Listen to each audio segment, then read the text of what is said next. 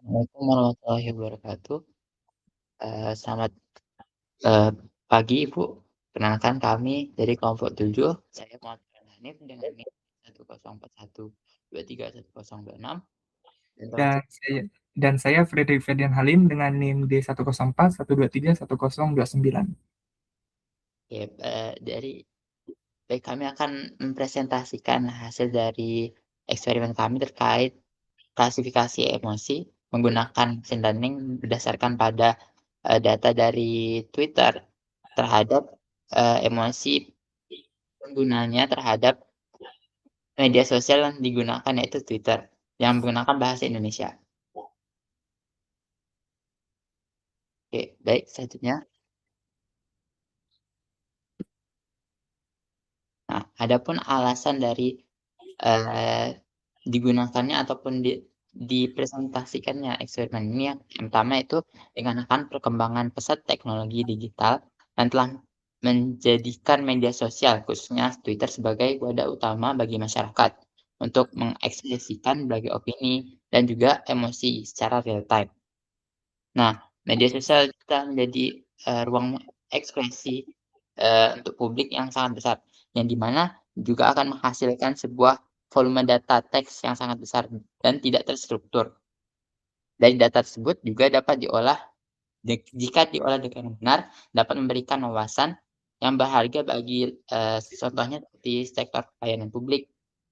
Nah, di sinilah digunakannya teknologi untuk menganalisis daripada teks-teks tersebut untuk menghasilkan sebuah insight yang akhirnya akan diberikan, untuk membentuk sebuah strategi dalam layanan publik.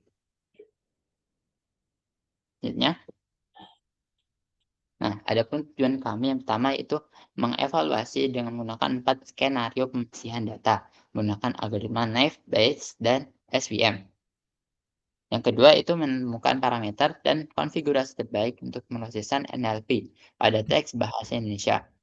Yang ketiga, menganalisis karakteristik setiap kelas emosi dan tingkat kesulitannya untuk diprediksi. Selanjutnya, adapun dataset yang kami gunakan pada eksperimen kali ini yaitu menggunakan dataset emosi Twitter berbahasa Indonesia dari database Open Database Kaggle dengan jumlahnya yang kurang lebih ada di 4.403 sampel tweet yang sudah diverifikasi dan juga telah dikelompokkan, eee, emosinya, yang di mana emosi marah atau anger itu, menempati 25% dari keseluruhan sampel dan juga happy yang sebesar 23,1%, sadness 22,7%, dan sebagainya. Adapun, split data yang kami gunakan itu 80% data digunakan untuk training dan juga 20% digunakan untuk testing. Berikut adalah alat kerja yang kami gunakan. Pertama itu, eee data yang telah di-input-kan melalui CSV akan divalidasi kualitas datanya. Kemudian setelah dilakukan validasi kualitas data, maka akan dilakukan pembersihan teks yang berbasis pada 4 skenario. Kemudian dari hasil 4 skenario tersebut akan diekstraksi fitur N-gram-nya. Kemudian dilakukan untuk melakukan pelatihan pada model machine learning yang akan dibuat. Dan terakhir akan dilakukan evaluasi metrik terhadap, model yang telah dibuat. Adapun, alat atau tools yang digunakan yang pertama yaitu Python, yang kedua ada scikit-learn, yang ketiga Flash, dan yang keempat ada Analytica, dan, library sastra untuk yang, teks berbahasa Indonesia. Nah nah, ada pun yang kami gunakan ini jadi 4 skenario. Skenario yang pertama itu skenario dengan pembersihan minimal, yang di mana dia menggunakan, pembersihan seperti cleaning, lowercase, punctuation, dan number. Adapun pada fitur ini dia menggunakan TF-IDF Unigram dengan batas 3.000, fitur. Pada skenario kedua atau skenario lanjutan, dia menerapkan penerapan, preprocessing lengkap termasuk juga seperti stop word removal dan streaming sastrawi. Fitur ini menggunakan TF-IDF Bigram dengan jumlah 5.000 fitur. Pada skenario ketiga, yaitu perbandingan vektor dengan menggunakan preprocessing yang sama dengan skenario kedua, namun menggantikan pembuatan TF-IDF-nya dengan convectorizer, yang dimana juga 5.000 fitur. Dan yang terakhir yaitu skenario keempat atau skenario agresif, dia melakukan pembersihan penuh sekaligus dengan menggunakan fitur TF-IDF Trigram yang lebih luas sehingga dia memuat lebih banyak fitur, yaitu sebanyak 7.000 fitur.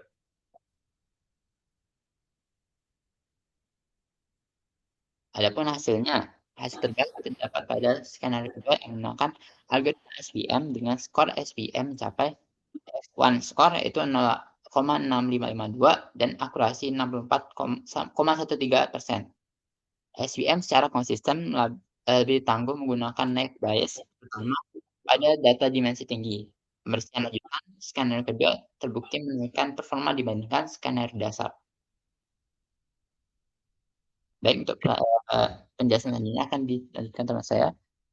Baik, dari hasil yang kami dapatkan, dengan melakukan 4 skenario, kami menentukan bahwa skenario 2 itu memiliki skor yang paling tinggi.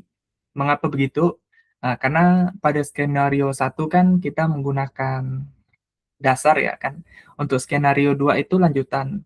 Nah, mengapa hasilnya lebih baik? Karena dia ada melakukan stemming dan filter yang lebih baik. Lalu ada juga performa per skenario. Nah, untuk performa per skenario, empat-empatnya tidak ada perbedaan, karena dataset yang kami gunakan itu mungkin karena jumlahnya terlalu sedikit untuk bisa melihat gap yang lebih tinggi. Namun untuk dataset yang kecil itu tidak ada masalah, karena semua performanya sama aja. Nah, lalu bisa di next.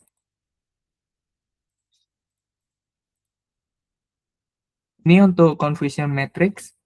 Nah, ini apa? Dia itu matriks yang memperhitungkan bagaimana kesalahan prediksi model itu berapa banyak jumlahnya. Jadi bisa dilihat kalau prediksi hasilnya itu ada banyak kesalahan. Misalnya kesalahan dari yang seharusnya love diprediksi menjadi happy. Itu ada totalnya 47 kesalahan. Ini merupakan tingkat kesalahan tertinggi ya. Ini karena ekspresi love dan happy itu seringkali menggunakan kosakata positif yang tumpang tindih dalam bahasa Indonesia. Ini menyebabkan menyebabkan machine learning itu sering salah memprediksi kalau love itu bisa happy. Namun kalau menurut saya, love dan happy itu memang sama aja, dia tuh nggak beda jauh banget, karena tuh sama-sama happy gitu kan intinya. Nah, lalu ada juga anger jadi love. Ini ada kesalahan kedua yang paling besar. Nah, kalau ini mungkin agak beda ya. Karena tuh ada tumpang tindih yang menarik gitu, di mana ekspresi kemarahan yang intens tuh seringkali salah deteksi sebagai love. Nah, hal ini bisa jadi disebabkan oleh penggunaan kata-kata, mungkin karena penekanan yang kuat. Jadi itu mirip dengan ekspresi perasaan cinta yang mendalam gitu kan. Nah, lalu ada juga love ke anger, ini totalnya 31 kesalahan. Ini yang ketiga yang paling banyak kesalahannya. Nah, ini love juga bisa tertukar dengan anger karena kasusnya sama seperti dua, mungkin karena penekanannya.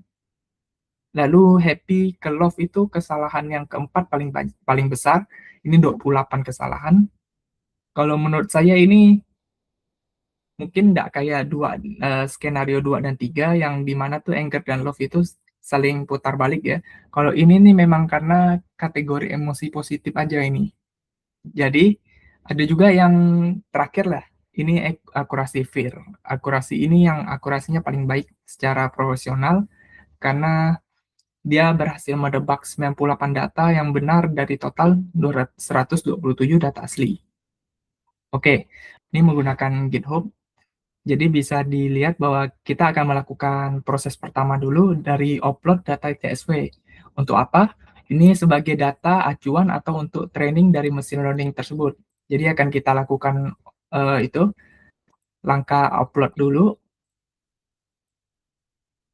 Baik, Untuk data yang kami gunakan seperti kami bahas di laporan, ini dataset tentang emosi dari Twitter, dari berbagai pesan Twitter yang ada di dunia. Lalu kita upload.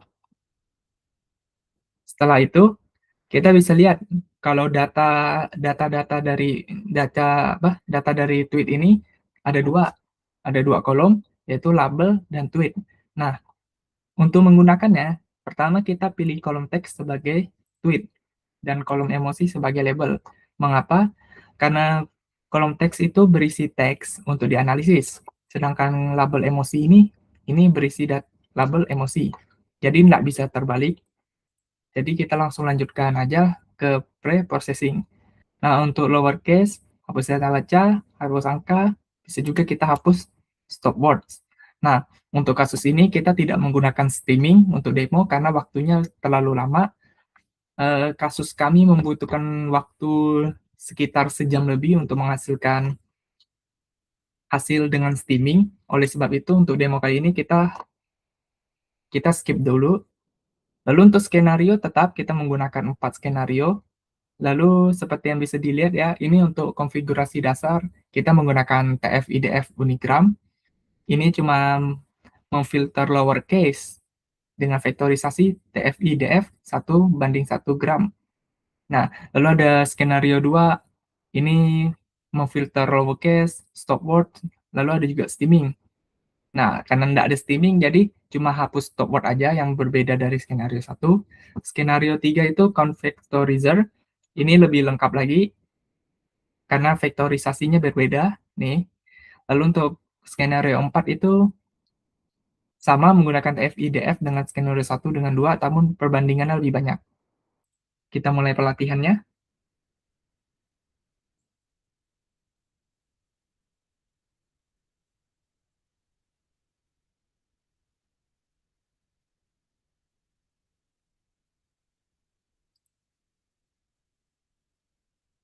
Baik, kita lihat hasilnya. Untuk hasilnya, ini ya, jadi skenario 2, D itu hasilnya yang terbaik, karena presisinya yang paling tinggi. Nah, bisa kita lihat kalau presisi paling tinggi itu dari Love, ada juga recall yang paling tinggi itu dari Anger. Lalu untuk skor total itu Love yang paling tinggi ya. Nah, ada juga skenario 1 itu sebagai yang kedua terbaik, skenario 2 processing lanjutan dengan naive Bayes itu yang ketiga yang terbaik. Nah, lalu ini juga ada visualisasi perbandingannya nih, bisa dilihat ya. Nah, lalu mari kita lihat prediksinya apakah sesuai atau tidak. Nah, untuk ini kita coba tes aja ya, menggunakan contoh teks saja. Kita coba 1. Nah, bisa dilihat kalau dari hasil teks ini tuh emosi yang diprediksi itu happy. Nah, jadi bisa dilihat kalau CSP yang kita gunakan untuk training itu cukup akurat sehingga bisa memprediksi teks input seperti ini. Nah, jadi sekian demo dari saya. Jadi sekiranya seperti inilah bagaimana cara kerja klasifikasi emosi menggunakan machine learning. Baik, jadi tadi kita kembali ke PowerPoint-nya.